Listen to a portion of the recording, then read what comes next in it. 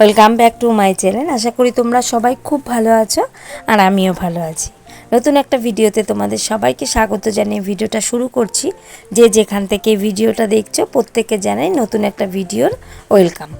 আর এখন দেখো আজকের ভিডিওটা এখন থেকে শুরু করলাম। সময় তখন বাজে ঘড়িতে 12:30 হবে। তো যাই হোক, তখন থেকেই ব্লগটা শুরু করলাম। আর এখন বিছানা চাদরটাকে চেঞ্জ করব। আর শরীর খারাপ থাকলে বিশেষ করে জ্বর, তো সে কারণে চাদরগুলো চেঞ্জ করে নেওয়াটা উচিত। আর আমি সময় পাচ্ছিলাম না বলবো না, শরীরটা ভালো যাচ্ছিল না, সে কারণে চেঞ্জ করতে পারছিলাম না। আর এই চাদরটা না আমার ভীষণ একটা পছন্দের চাদর। তো কোনো কিছু ভালো লাগা জিনিস কখনো ছেড়ে যেতে ইচ্ছে করে না, বলে না? কোনো জায়গায় আমরা বেড়াতে যাই, তো সেই জায়গায় যখন কিছু ভালো কিছু মুহূর্ত কাটাই, তো সেই সব জায়গাটাকে ছেড়ে আমাদের আসতে ইচ্ছে করে না। তেমন এই চাদরটার সাথেও আমার সম্পর্ক। তো এই চাদরটা যবে থেকে কিনেছি আমার মনে হয় না যে চাদরটা না পেতে ঘুমোই। এই চাদরটা পাতলে আমার ভীষণ ভালো লাগে, কিন্তু চাদরটা ছিঁড়ে গেছে। তো সেই কারণে চাদরটাকে একটু সেলাই করে নিয়েছিলাম, এর আগেও ছিঁড়েছে।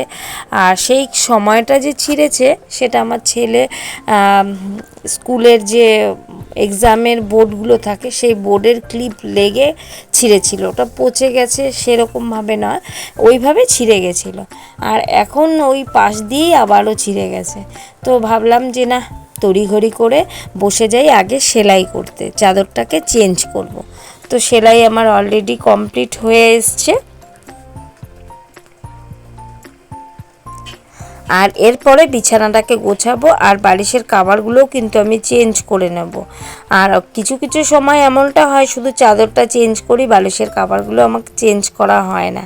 কিন্তু আজকে দুটোই চেঞ্জ করে দেবো। ওই যে বললাম যে জ্বর ছিল, শরীর খারাপ, যে কোনো সমস্যাটাই শরীর খারাপ, তো তার মধ্যে জ্বর একটা ভাইরাস জাতীয় জিনিস, প্রত্যেকেই আমাদের সাবধানতার সাথে থাকতে হবে একজনের সাথে। আর আমাদের তো কোনো অপশান নেই যে এক ঘর না হোক আরেক ঘরে গিয়ে ঘুমাবো, যেহেতু আমাদের একটাই ঘর, সেখানে আমাদের তিনজনকেই ঘুমোতে হয়। তো সেই কারণে কিন্তু আমি মানে ভাবি যে আমার থেকে যেন কারো কাছে না যায়। আমার ছেলের অলরেডি প্রথমেই আগে আমার ছেলেরই এসছিল, ওখান থেকেই আমার হয়েছে। তো যাই হোক, বাকি আছে তোমাদের দাদা। তো যাই হোক, ওর যাতে না হয় তার জন্য একটু কি বলবো, সাবধানতা অবলম্বন করা, এই আর কি। আর এরপরে দেখো বালিশের কাভারগুলো লাগিয়ে নিচ্ছি। আর আজকের ব্লগটা মানে শান্তিতে ঘুমোতে পারবো কি না জানি না। তো কেন শান্তিতে ঘুমোতে পারবো না বা শান্তি আমরা পাচ্ছি না, সেটা তোমরা ভিডিওটা দেখলেই বুঝবে।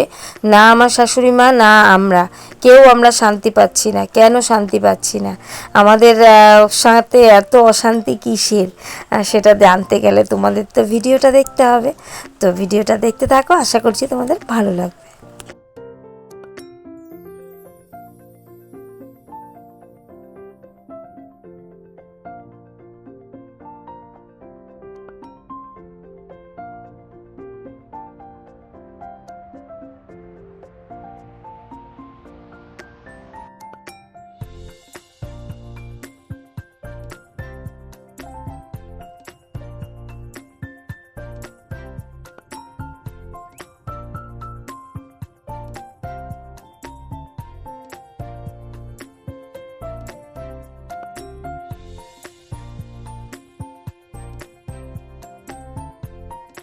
দেখতেই পাচ্ছ পরিপাটি করে তো বিছানাটাকে গুছিয়ে নিলাম। আর শরীর খারাপ কতদিন ধরে ছিল, মানে 2-3 দিন ধরে, তো ঘরের এই পরিষ্কারগুলো করাই হচ্ছিল না। তাই আমি আমার ছেলেকে দেখাচ্ছিলাম যে দেখ বাবু কতটা পরিমাণে ময়লা।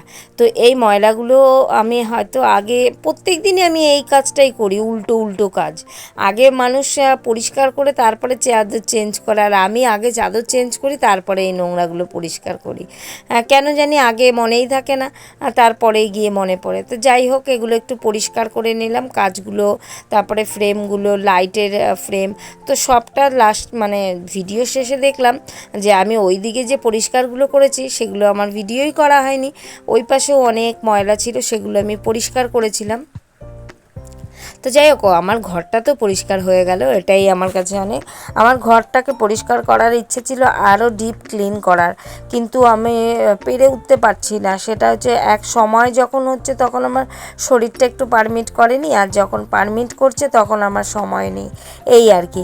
তো আগের থেকে আমি আজকের দিনটা অনেকটাই সুস্থ আছি, একটু কাশিটা আছে।